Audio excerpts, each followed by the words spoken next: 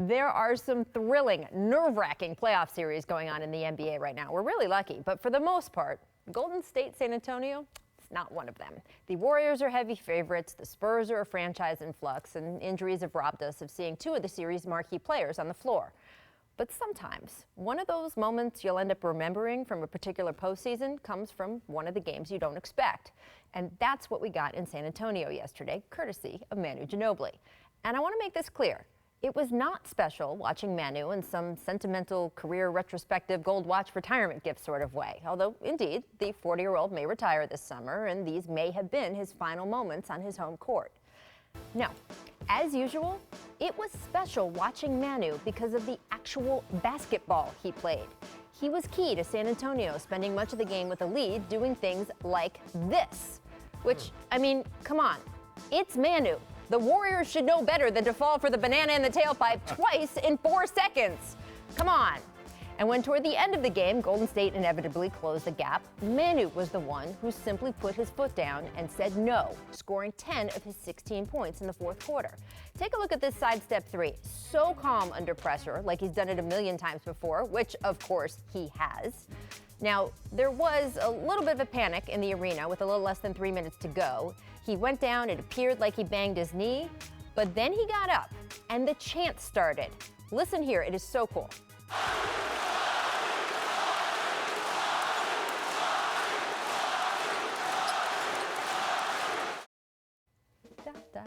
Manu would stay in, and not much later he did that, so yeah, he was totally fine. And he finished things off with this three, which was also fitting because, well, now listen to Steve Kerr.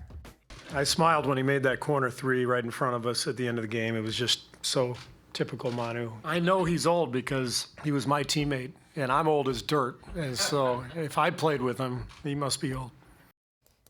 Such a good picture. It was a great night for Spurs fans all around, and not just because they avoided a sweep, but also because just maybe they took a little nick out of the Warriors as they did it.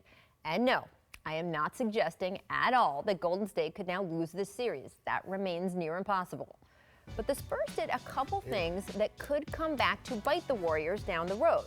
First, they switched up their defensive matchups to perhaps create a blueprint for a more talented team, creating exactly the kind of turnovers that we know can unspool the Warriors. Second, they extended this series to 5 games, which weirdly both shaves down Golden State's rest and prep time for its next series, but also because of the quirks of the NBA calendar, doesn't actually push back the start of that series, which at least would have been good for those hoping to have Steph Curry back for as many second-round games as possible. And look, I have no idea if the Warriors will in fact be vulnerable later in these playoffs. But I do know if they are, and the Spurs turn out to have had something to do with that, Manu Ginobili will be sitting on a beach chair somewhere, smiling. And not in some sentimental way, in a basketball killer way, because that is what he is. And long after these playoffs are over, that is one of the things we will definitely remember. Lovely Manu log. Mm-hmm. Not bad. Mm-hmm. That was bad. Yeah? That was bad. Oh, come on. Manu log? That was good. Byron, I want to ask you more about the last part because I know you are not cowering in fear, worried about the Warriors advancing to the next round. But the way they came out in this one, the way the Spurs were able to do what they did that tell you anything about Golden State and where they are in this postseason? Not really. I mean, you got to look at San Antonio and you got to understand the circumstances and the situation. Playing with a heavy heart. You know, their coach, their leader, just lost his beautiful wife. So you knew these guys were going to come out and play with a lot of heart, a lot of effort. And they are the Spurs. You know, they got a lot of pride in this organization. So they didn't want to get swept. So you knew they were going to give Golden State everything they had.